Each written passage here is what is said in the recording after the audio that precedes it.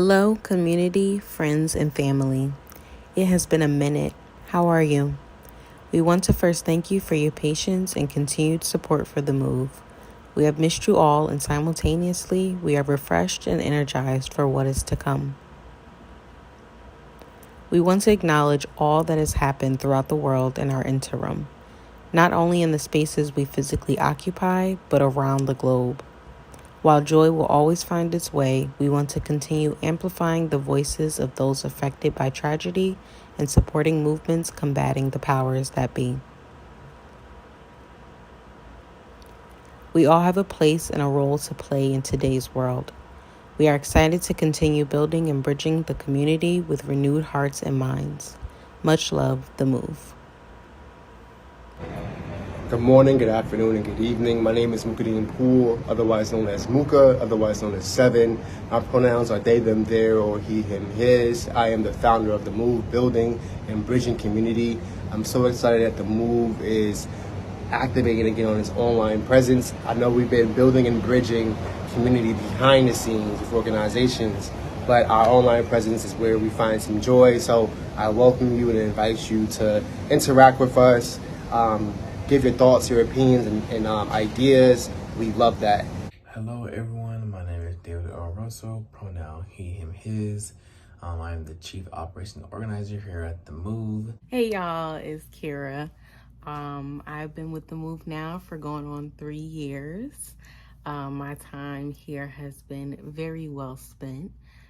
Definitely taking the time to cultivate my skills as a community activist and then activate those skills continuously through different projects with The Move. And I know it's been a while since you guys seen us all, so quick life update for me.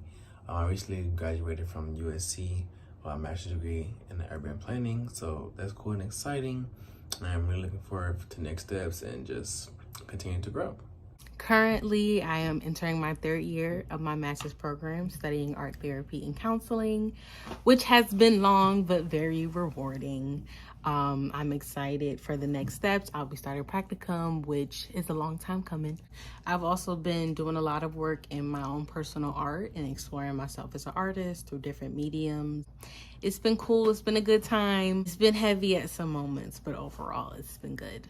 How have I been doing? I've been doing well. I've been focusing on me. I've been resting.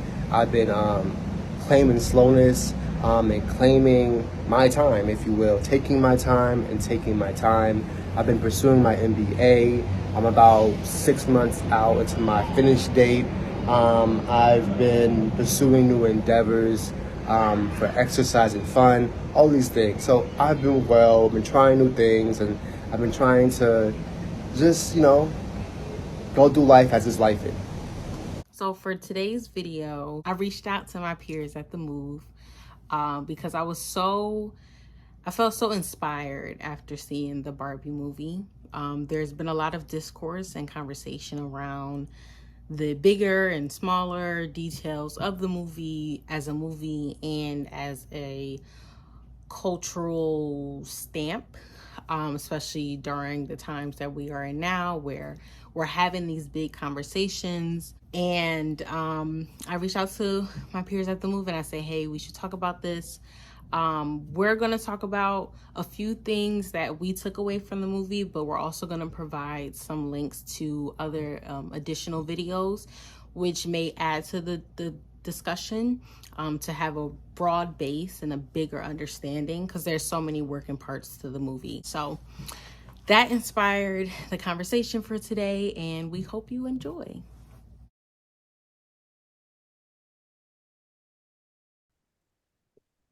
Do you want to start, David? Um, okay, well, for one, I would say, they clearly were different just because she's a woman and he's a man. And especially for her coming from a place where I guess they're at the top of the patriarchy in Barbie world, she was coming and seeing that things were like really different, and she was looking for a woman to be doing all the jobs that men were doing. And it was very, I think, eye-opening, shocking to her to see that things were the opposite. And I think, like I mentioned, that had like an impact on her going back into Barbie world. But just the way she was treated, everybody was nice and kind, everybody, hi Barbie, but there they were like um, well, how do I say it? They were, I guess, like sexualizing her more, and yeah, stuff like that. So, yeah, and I feel like Ken, he was probably receiving a lot more attention than he was in the real world. I mean, in Barbie world, just because it's for him being a man, and also coming across that newfound power. And I think for the opposite, for Barbie, she had less power going into the real world. Um, this question reminds me of a video you shared with us, Kira, about being racialized individuals, or like individuals having gone through the process of claiming an identity. Um, because David, when you said that Barbie and Ken was a man and a woman, I'm not sure. Well, they probably did identify as men and women, but man and women identifying folks. But I'm also, we saw them going into the real world, coming to terms with the constructed ideal of a man and woman when they entered. Like they didn't even give them 5 minutes, y'all. Like on the dock in their outfits, they was already being sexualized, already being gendered, already folks were projecting their ideas of the social construct onto them upon entering. I think that was overwhelming. Being able to put my skates in their skates because I think they were skating. Mm-hmm. I would have felt definitely. But I think that's very highly uncomfortable. Either or, but of course, Barbie being in a space in which being sexualized, or maybe both of them felt an equal amount of uncomfortability. I don't know if I can really say that, but I think the part that really stood out for me in that transition to the real world, as I shared with y'all, was them. I think they asked the construction people for directions or something, and they immediately went to their private parts. Yeah. And it reminded me of how our closeness to our identities as men, women, or non-binary folk, folks are always in our private part business. Like when it's none of their business, like they Oh, always in the mix. And even Barbie coming into the real world is like, yo, like, what are you talking about? Ain't nothing down there. It ain't none of your business. yeah. That was really a jarring and kind of like, I ain't gonna, it kind of gagged me. I was kind of motivated when she said that, like, ain't nothing down there, baby. Like, I ain't got no function for you. Like, so don't even do that. Um, so yeah, I compare those experiences because I think Barbie's just saying that was just interesting, because she knew or probably got the hint that they were trying to sexualize her. Mm-hmm. Um, and then I even think, David, what you just shared about Ken having more attention, Mm-hmm. even in Barbie Land, like he didn't have attention, right? He didn't have attention at all. But in Yeah. the real world in which he's praised, he didn't have attention for him. Like he Mm-hmm. still wasn't seen. He Mm-hmm. still wasn't seen in either worlds for him. Back to that previous question on patriarchy, like it created this facade, and he saw this facade that he can cling to and get attention. But still, people didn't know what was up with Kid inside his head. So I think about how Barbie had this experience with being gendered and sexualized, and Ken also had this experience of being presented this facade Mm-hmm. that he can cling on to. Kara, what you thinking? Well, before we get, I was gonna say, I think that probably like bring us back to the point where he was like, he feel like they started about like the not kin enough thing. Because I guess like he was starting to realize like, okay, like, maybe I'm getting attention, but like people don't really, like you said, only feeding into the facade and not really getting to understand who he is as a person and stuff, and only see him as like attachment to like Barbie and stuff. And I think I kind of compare that too, because I just talked to someone about this about like how, say for example, your friend, you know them and they introduce their partner, and you be like, and you just refer to their partner as like, oh, so and so's partner instead of like their name identity. I think that's kind of how like he was feeling. And we should do better at that, give people their identity and not just attach them to whoever or whatever they are. But yeah, Great call out. Great call out. that's sorry. I I just had that thought. no. Yeah, I agree. I think that's the important addition to what you were saying, Muka. I think it also reminded me of how like once Ken realized patriarchy wasn't about horses, and he was just like, "Oh, never mind. I don't care about that." You know. So I agree. Like on both ends, it was like a loss and erasure of identity.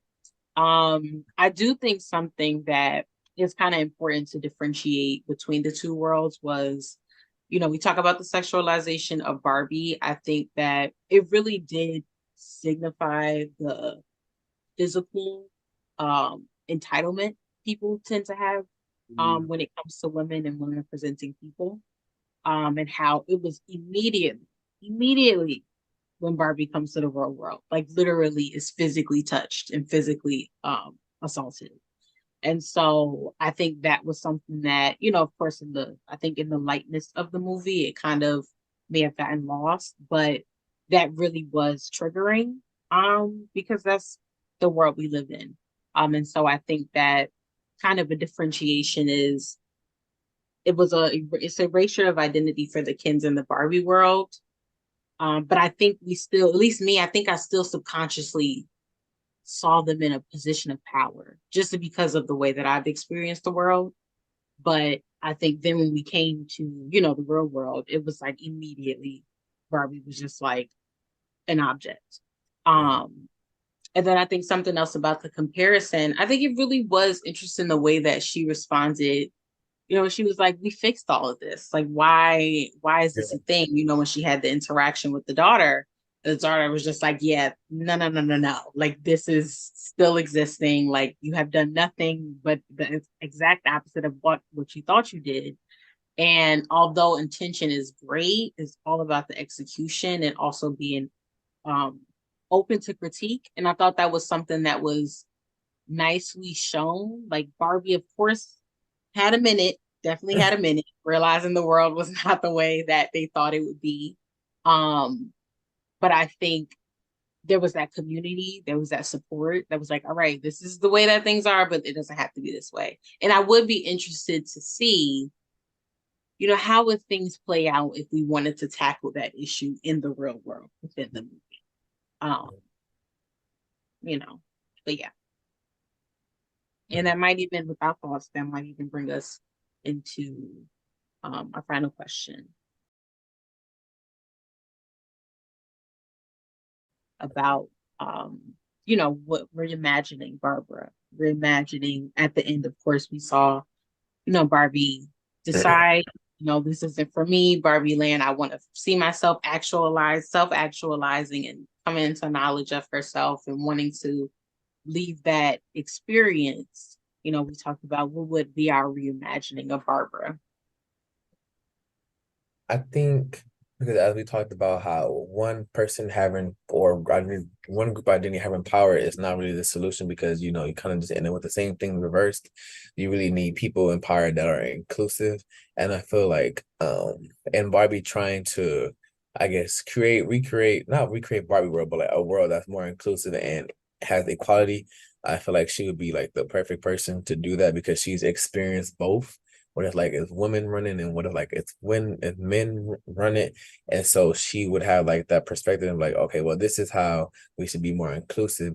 And she would like have like an understanding of why actually, and not just be like, oh, we should be inclusive because inclusivity is good. But now she's like had personal experience about why we need to do it this way. So I think like not to like make her act this, so she doesn't have to do that. She can just, be chill and do whatever like we talked about. But I think if she were on to take on that role, she would do like a very good job of it just because she has that perspective of having others in mind already, like we mentioned. Like politician, activist Barbie. Yeah. I can see that. I can really see that. I think one of the things that I think about is when Barbie laid on the ground and was like, yo, what the hell, what is going on? What's happening in this world right now? And have y'all been there? Like, have y'all been like, yo, like what's going on right now? Like it's too much. I'm defeated. And I think it was so many points in the movie in which like you felt like, yo, I feel you, Barbie. Like I don't really want to change this right now. I don't have energy for it. Like my world is upside down. and to that, and reimagining Barbie, reimagining Barbara. I'm thinking about Nicki and Ice Spice. Um, I think I envision Barbara coming back into the real world with this experience um, as an educator. So along the same lines, David, as your politician activist, Barbie, but possibly Barbie getting to the kids, Barbie led the kids, and speaking to the kids and talking to the kids and be a sense of inspiration for kids, but also being able to be themselves off of hours. I think of the coolest people in society, and most of those times is teachers who are able to inspire and have the power to influence. Um, and Barbie already working with kids in their previous life.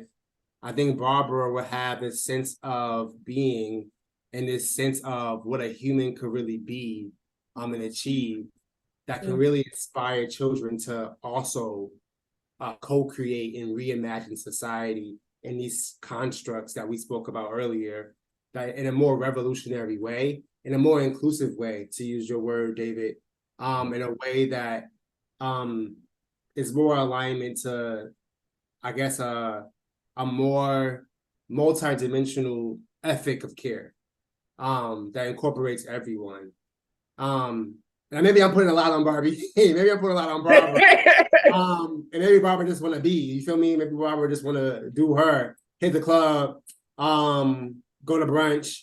And I think those things are okay too. But I imagine that Barbara has a sense of community that will inspire further community. I definitely concur. When you brought that up, I was even thinking we talked about kind of like how the ending was first step going to see the gynecologist. Like, and we talked about the importance of like that being the thing because it was like above all else, take care of yourself. Whatever else you decide to do is up to you. Wherever you go after this is cool. But like all this time, somebody else was handling me. Now I'm going to handle me. How am I going to take care of myself? And I thought, that was just dope. As far as like what, Barbara was going to do, I was thinking, like being a toy reviewer on YouTube. And like, I think it's interesting how all of our like thoughts of her kind of run into each other, being a teacher, being an educator, being just somebody who is like, now that I have the reality of the world in mind, how can I really take that with my passion to make the world a better place? And like, get to different niches of people. And I think that's interesting because when we talk about the creation of Barbie, it said that Barbie was made for people and young girls to see that they can be anything they want to be. You can be any job, you can do the thing, you can do it all. And I think that kind of shows when we think about reimagining Barbara. Like she could be this, she could be that, she could be that. In either way, I think we have that faith and that hope, like you said, that fire will still come out in the work that she does to kind of aid in the liberation of all. Quick like aside, because in your response, you brought Muka, you talked about how she can be a teacher and speak to the kids, and without like if you didn't see like any bloopers or whatever from the movies, you would have thought this was a kids movie, aside from it being PG-13. And from my experience, like people talking to people about the movie, they're like, it's not a kids movie. But what do y'all think? Like, do y'all think kids? Because of course, a lot of it it'll go like overhead. They won't understand. But in reality, they're kind of already exposed to it in the real world. It's just like subtle. But like, how do y'all feel about or the importance of kids seeing this movie?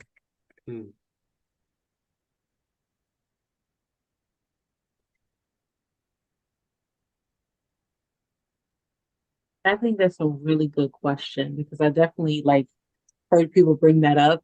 The fact that it wasn't what they thought it was going to be. When I was in the theater, I think there were maybe like 2 kids in the theater, which was interesting. I didn't think it was like not a kids movie in that there were like things that, and that's like tricky, Like but complex topics. sorry. Like complex topics you didn't think that was going to Right. be. Like I think there were of course there were definitely but I don't know because I always talk about this, and this is a society aside, but we have such like a mistrust of a kid's mind.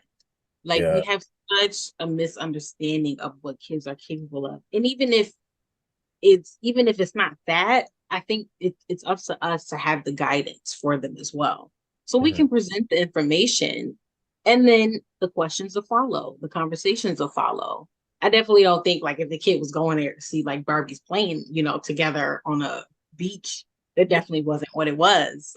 But I think it also like I think of myself, I watched a lot of movies that probably weren't, quote unquote kids movies when I was a kid, but that made Mhm. me so curious and it made me want to know more about the world. And because I also, had the privilege of having authority figures around me who were willing to answer those questions or sit with me through those conversations, I think it definitely shows and kind of the things that I went on to do. So I agree. It definitely was like, okay, even I didn't expect it to be that, but Mhm. I also I wasn't mad at it. And I, of course I'm not a parent, so that is the reality. But I do think it was still like overall a room for conversation for all levels. Mhm. I would wholeheartedly agree with Kira. Mhm. I was definitely someone reading books that I was supposed to read as a kid. Um, but being able to digest those things and being very curious to ask questions about those things. I think kids can see it. I honestly believe that we underestimate children also to be able to grasp these things.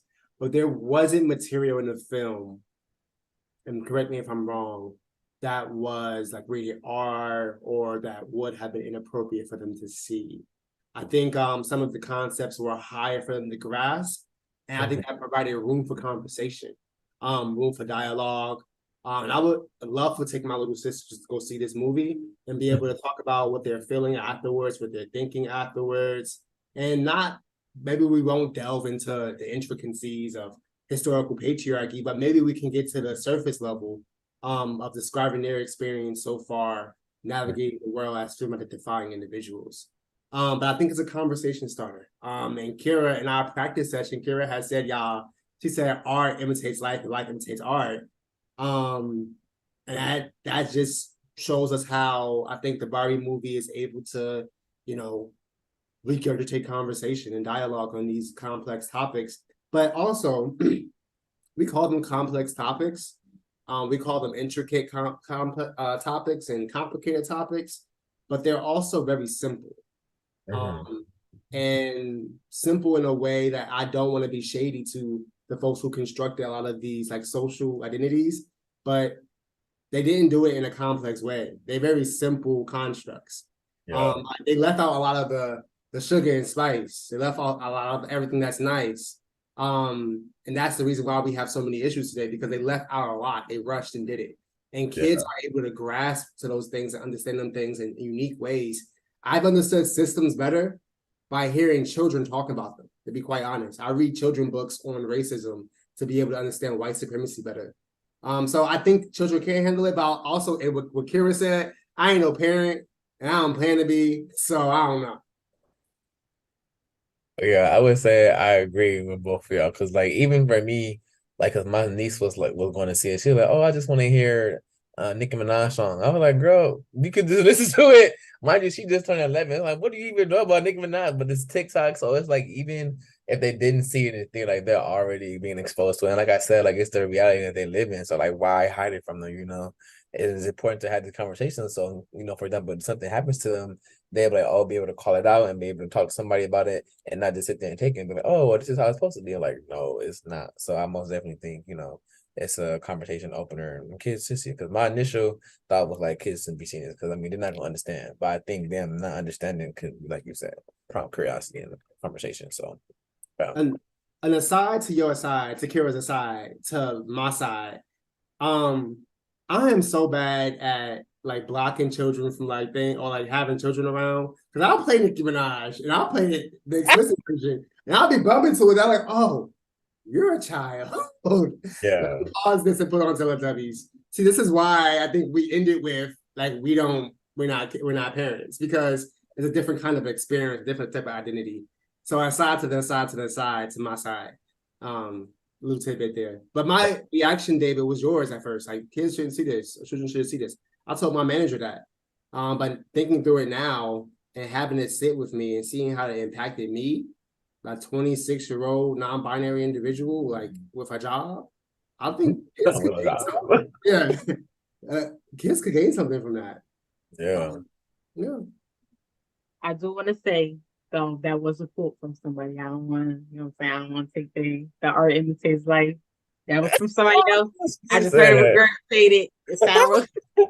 Oh, well, you regurgitated what? In my head, that's yours. Oh.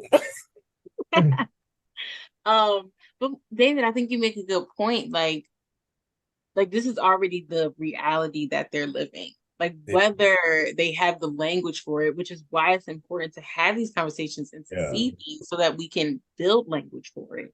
Like I'm already living this. Like I'm already feeling the effects of patriarchy, of oppression, of power, of whatever, sexism, racism, etc. So like that always just gets really, I don't know, it just always gets tricky because again, we want to build the language for it.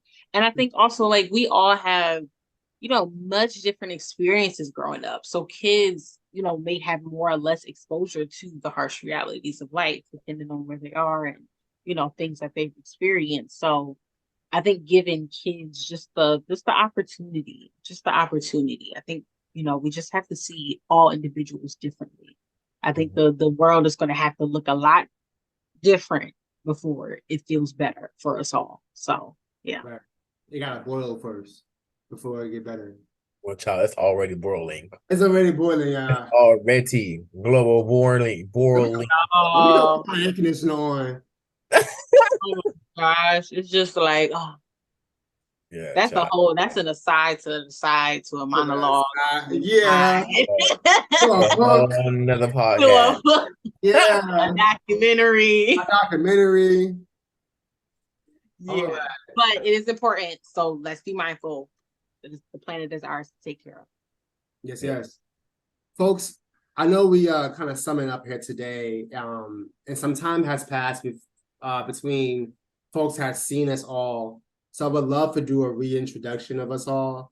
I know we jumped in, but let's give our names and any identities that we would like to share as we conclude today, because y'all gonna be seeing a lot more of us because I think this brings us joy. Y'all cute or whatever. I'll start first. Matter of fact, do y'all want me to start first?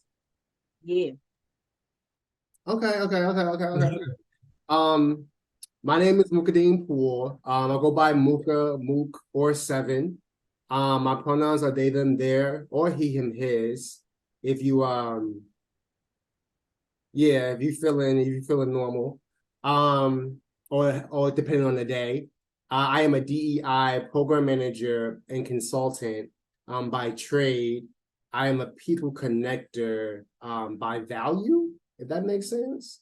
I'm also a lover of music. I am the founder of The Move, building and bridging community. And that's me. I happen to live in Atlanta, Georgia right now. My name is David R. Russell, pronouns he, him, his. I'm an urban planner. As I mentioned, I just got my master's degree in planning. Also have a love for music and connecting people and building community. So we here with it. All right, what's up, y'all? It's Kira. Pronouns she, her, hers. I've been with the Move for 3 years now. And yeah, just kind of moving and shaking. We are really, I will say, aside, but I will say doing this work has just, of course, the passion and fire was already there, but just getting a little more focused, building that language and being in community has been amazing. And it gives me a lot of hope and it gives me a lot of push to keep doing the work, although it can get very difficult. I am a student. I'm getting my master's in art therapy and counseling. It's been dope, but I'm ready to, get out there. And yeah, that's me.